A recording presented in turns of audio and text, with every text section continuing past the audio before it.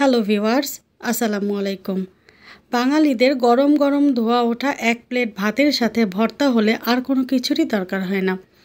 আর আজ আমি আপনাদের সাথে তেমনই একটা ভর্তার রেসিপি শেয়ার করব। কথা দিতে পারি, নতুন ধরনের এই ভর্তাটা যদি আপনারা একবার করে খান তো বারবার খেতে চাইবেন। আপনি বিশ্বাসই করতে পারবেন না, এত কম উপকরণে এত মজার একটা ভর্তা তৈরি করা যায়। আর এই ভর্তাটা খেতে কতটা লোভনীয় সেটা আমি আপনাদেরকে বলে বোঝাতে পারবো না। তো ভিউয়ার্স, রিকোয়েস্ট থাকবে লাইক দিয়ে স্কিপ না করে পুরো রেসিপিটি কন্টিনিউ করবেন। আর আজকের ভীষণ মজার এই ভর্তাটা আমি মিষ্টি কুমড়া দিয়ে বানাবো। এখানে আমি আমার প্রয়োজন অনুযায়ী মিষ্টি কুমড়া কেটে নিয়েছি। কিভাবে কেটেছি তা কিন্তু আপনারা দেখে বুঝতে পারছেন। আর এই মিষ্টি কুমড়া আমি ভালোভাবে ধুয়ে পানি ঝরিয়ে নিয়েছি। এখানে পানি ঝরিয়ে নেওয়াটা কিন্তু খুবই জরুরি। তো এখন আমি চলে যাচ্ছি চুলায়। চুলায় একটা পাত্রে আমি অল্প পরিমাণে সরিষার তেল দিয়ে দিচ্ছি। যে কোনো ভর্তা তৈরিতে সরিষার তেল ব্যবহার করলে ভর্তার স্বাদ কিন্তু বহুগুণ বেড়ে যায়। তো তেলটা ভালোভাবে গরম হয়ে এলে এখন আমি এখানে দিয়ে দিচ্ছি কেটে ধুয়ে পরিষ্কার করে রাখা মিষ্টি কুমড়ো। মিষ্টি কুমড়োগুলো এখন আমি তেলের সাথে একটু ভালোভাবে মিশিয়ে নিব। মেশানো হয়ে গেলে এখন আমি এখানে দিয়ে দিচ্ছি স্বাদমতো লবণ। এখানে লবণ কিন্তু আপনারা আপনাদের স্বাদ অনুযায়ী দিয়ে দিবেন। আর মিষ্টি কুমড়া সেদ্ধ হওয়ার পরে কিন্তু এতটা থাকবে না, অল্প পরিমাণে হয়ে যাবে, তো সেই অনুযায়ী এখানে লবণটা দিবেন। দিয়ে দিচ্ছি 1 চা চামচ লাল মরিচের গুঁড়ো আর 1 চা চামচ হলুদের গুঁড়ো আর দিচ্ছি 1/2 চা চামচ ধনিয়ার গুঁড়ো। হলুদ এবং মরিচের গুঁড়ো দিলে কিন্তু ভর্তার কালারটা খুব সুন্দর হবে। এখন সবগুলো উপকরণ মিষ্টি কুমড়ার সাথে খুব ভালোভাবে মিশিয়ে নিব।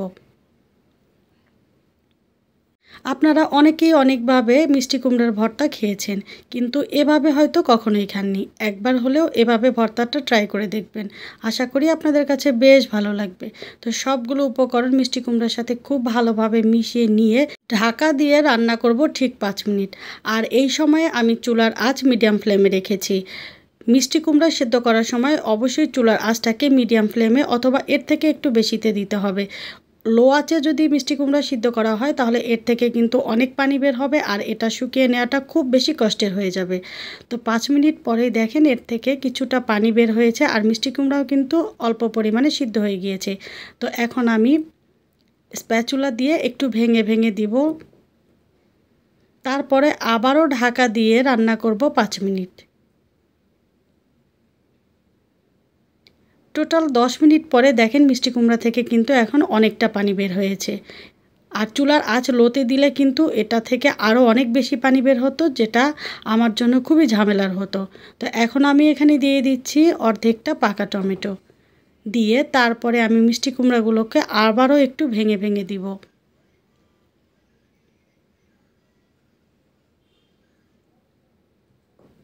তারপরে আবারও ঢাকা দিয়ে দিব এবং অপেক্ষা করব মিষ্টি কুমড়া পুরোপুরি সিদ্ধ হয়ে আসা পর্যন্ত। তো কিছুক্ষণ পরেই দেখেন এখানে আমার মিষ্টি কুমড়াটা কিন্তু সিদ্ধ হয়ে গিয়েছে আর এর মধ্যে এখনও কিছুটা পানি আছে। তো এখন আমি স্প্যাচুলা দিয়ে মিষ্টি কুমড়া খুব ভালোভাবে ম্যাশ করে নিব। মিষ্টি কুমড়ার এই ভর্তাটা গতানুগতিকভাবে যদি আমরা সিদ্ধ করে করতাম তাহলে কিন্তু এই মিষ্টি কুমড়ার ভর্তাটা খেতে এত বেশি মজার হতো না। আমি ঠিক যেভাবে করছি এভাবে করলে এই ভর্তাটা খেতে অনেক বেশি মজার হয়। তো দেখেন এখানে কিন্তু আমি অনেকটা সময় নিয়ে মিষ্টি কুমড়া খুব ভালোভাবে ম্যাশ করে নিচ্ছি। কোনোভাবেই যেন মিষ্টি কুমড়া আস্ত না থাকে সেদিকটাতে কিন্তু খেয়াল রাখতে হবে। তো এখানে আমার মিষ্টি কুমড়া খুব ভালোভাবে ম্যাশ করা হয়ে গিয়েছে। এখন আমি চুলার আঁচটা আরও একটু বাড়িয়ে দিয়ে কুমড়োতে থাকা অবশিষ্ট পানিটুকুও শুকিয়ে নিব।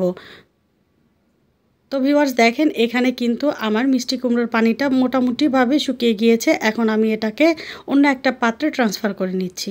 তারপরে কড়াইতে আমি আরও কিছুটা সরিষার তেল দিয়ে দিলাম। তো এখন আমি এখানে দিয়ে দিচ্ছি 3টা শুকনা মরিচ। আমি কিন্তু ভর্তাতে লাল মরিচের গুঁড়াও ব্যবহার করেছি, তাই মরিচটা একটু কম করে দিলাম।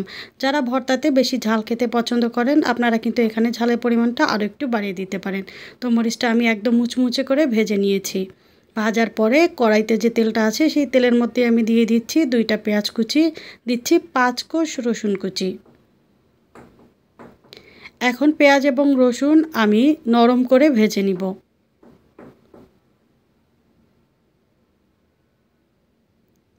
যখন পেঁয়াজ রসুন নরম করে ভাজা হয়ে যাবে তারপরে আমি এখানে দিয়ে দিচ্ছি 1/2 চা চামচ কালো জিরা।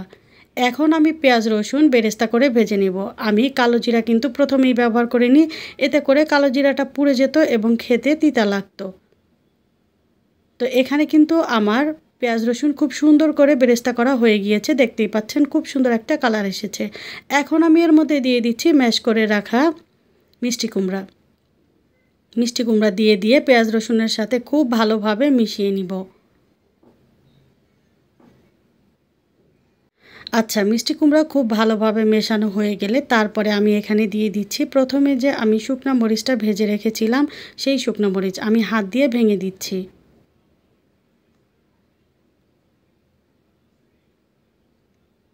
শুকনো মরিচ দেওয়ার পরে আমি মিষ্টি কুমড়ার সাথে খুব ভালোভাবে মিশিয়ে নিব।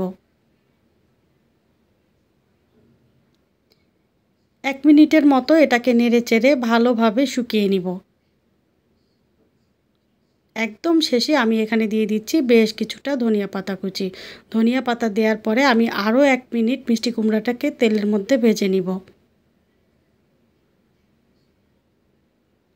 অবশ্যই শেষের দিকে এখানে ধনিয়া পাতাটা ব্যবহার করবেন, তাহলে কিন্তু এই ভর্তাটা খেতে খুব বেশি মজার হয়।